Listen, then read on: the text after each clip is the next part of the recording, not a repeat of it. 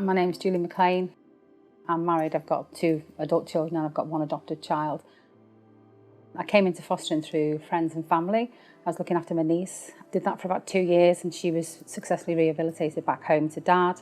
And having seen the difference we made to her and to her lifestyle, if you like, we just thought we could do this for other kids. So we approached Wirral Council again and I asked could we go mainstream, and they sort of accepted us, and it's been never looked back since then. So when it was kinship care or friends and family care then, I was still meeting other foster carers and I was realising the difference that they were making to the other children. And I thought, you know, we'd seen what we were doing to her, the difference we were making and the impact we were having on her life. And it brought a bit more life to our house as well, as you like, because my 2 children had grown up together and they were sort of 8 and 9 at the time. And it gave them sort of a purpose as well, so because they really enjoyed it. And then when she went back, we all realised there was a void, there was something missing, and I couldn't have any more children myself. So we just thought, you know what, let's just do this. Let's see if we can make the difference and see how we get on. When I started mainstream, they were I think 10 and just 8.5, and they were all for it. They were all just, yeah, let's just give it a go and see, you know. So, and they thoroughly enjoyed it and embraced it, and they were the reason that we got more children, because they wanted more. And actually they were the reason that one of the babies that we had in from birth, they were the reason that we ended up adopting that little boy. And we kept him, we couldn't let him go because us and the children had just become so attached to him. Seeing the difference that I've made, I mean, I've had some, I'm not going to lie, I've had some challenging placements, and you know, but the Wirral Council have got the service there to help you. Other foster carers, you've got the help and support from those, so you get that to get you through it. And sometimes you might think it's really bad, but you listen to other foster carers and you know, oh, actually maybe I've just done it slightly wrong this way and do it another way. And then it's the achievements of when you know they've gone from the lifestyle that they may have come over as chaotic to a loving home, of either another foster home or adoptive homes, and it's knowing that you had some input in that. And it's just, I don't know, there's no feeling that you can explain to it, because it's mixed when they go, it's mixed with sadness, but it's mixed with real happiness as well for them to go. So it's, yeah, I don't know, it's just a really, really good feeling that you know that you've done something achieving for those children. I would advise them to go for it. I mean, I'm all for it. I fully support the fostering system and I'm all for it. And I would advise them to go for it. There is the help out there. If you're thinking that, oh, I can't handle it, or it might be too difficult, or it might get too emotional, just speak to other foster carers. There's so much help within the fostering service and with foster carers themselves. And I just think it is a massive life change, not only for yourselves, but for the children as well. And it's just, you know, if you've got the heart to do it and you've got the, you know, the love in your heart, then just go for it, because that's all these kids want. It's not a job for me, fostering. It's not a vocation. People say it's a vocation. It's not. To me, it's a privilege to be able to look after the kids and be able to help them, and when one of the children give you a hug or say they love you or something like that, it just melts your heart. You can say it's the best job in the world. Again, it's not a job. It's an absolute privilege to be a foster carer. During our journey, the one thing that has stuck with me obviously is the little boy that we've adopted, and I'll always be grateful for that because we're going into the service.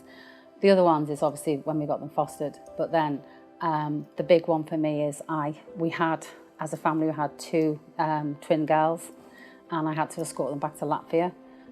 They were given back to maternal grandmother, and we had to go back on the plane with them in Latvia. And I have to say that was probably the most emotional time I've ever had. The girls didn't speak English, they were only 2 years old, and I went with a social worker to help them see back. And that one is going to stick in my mind all the time because it was so emotional for the rest of the family, and seeing what those girls went through, and they must have been so frightened. And for me, I was just glad that I was there for them. But that's the one that's always going to stick in my mind, is transporting those children home for that far. My sort of journey to coming into fostering was slightly different because I was literally thrown in at the deep end. I was told, we've got your little niece who's going to go into foster care, or it's adoption, because they had no one to look after her. And without a doubt, obviously she was my niece, so I stepped in. And then after that, I went back effectively through the system again. We started off telling them that we wanted to carry on doing the fostering. So with mainstream, they come out and they re-interviewed us. They did all the medicals, police checks. They interviewed the friends and family that you have, the people who lived in your home. And more importantly, they asked my children how my children felt about it, because they involved the whole family. And it took, the first time it took about 6 months, but because they had some information from the last time, going into mainstream only took about 4 months. And it may seem a long time when you're thinking, I just want to get in there and help these children, but they need to know that you're doing it for the right reasons. They need to know that you've got the love and you've got the time and the energy basically to look after the children, because it wouldn't be fair on the children if they moved in with you and then your heart wasn't in it. Your heart really has to be in it. You really have to want to do this for these kids. One of the misconceptions a lot of people say is you've got to be unemployed, you can't work, and that's so wrong. When I did it, my husband worked away. He would only come home at weekends, and he'd regularly come home, a new child would walk in and go, "Hi Ross," and he'd be, "Oh, where did that child come from?" But at the same time, I owned 2 shops and a cafe, so I was managing the staff and the shops and running 2 children to school and doing fostering and things. So you can do it. I mean, obviously I'm somebody who likes to keep active. I don't like sitting down and doing nothing. I prefer to be up and about. And for me, I actually sold my businesses out of choice because I was getting more of a buzz from the achievements that I was getting from working with the foster children and doing all the work, and I got more engrossed in fostering. So I got more out of that than I did out of the businesses. So I ended up selling the businesses and mainly concentrating on that, hence taking in more children as well. My husband still worked away, only came home at weekends, and it worked well for me. It did work well for me. It was my decision to give up work, but you certainly can work and have children as well. The tips I give to people is just be yourself. Don't try and change you to allow the children to come in. Just let the children come in and naturally. Let them do what they want to do. Let them feel like it's home. Don't sort of impose rules and regulations and things on them, and just show them that you're there for them. Try not to be too overpowering at the time, at the beginning. So give them a little bit of leeway, but obviously you have to maintain the rules of the house and things like that. But I would say just be yourself and just let the children be yourself. Don't impose. They've come from somewhere that they might have been picked up from and just been terrified, and you're the one person that's going to make them feel at home. So it's just be there for them. Try not to be nervous. I know it will probably be nervous, this little thing turns up with just its bag and things like that, but just try not to be nervous and just be yourself. Home for me, it's our safe place, and it's where we can,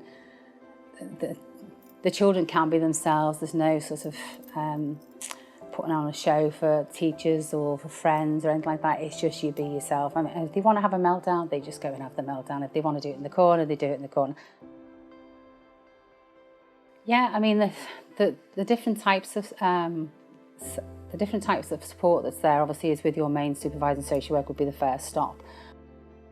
The team at Wirral, it's quite a close-knit team, so even if your social worker wasn't available, you knew you could go to somebody else in that team. You could talk to them and speak to them. Again, there's children's social workers who were supportive. There's always a vast amount of training, and although a lot of people go, "Oh, you've got that much training," it actually isn't. A lot of it's really easy. There's a lot of other new foster carers that you'll meet, and you'd be amazed some of the things that you don't even think you can understand. You'll pick up, and later on down the line, you might think, "Oh, do you know I used that?" You've just realised you've used that training with a child who could have been an issue or something like that. So you've used that. So there is a vast amount of help and support out there. And also within other foster carers as well. There's always foster carers that you can go and talk to, either as mentors or just as the little group of friends or the training groups and things that you speak to. So there's an awful lot of support there for you.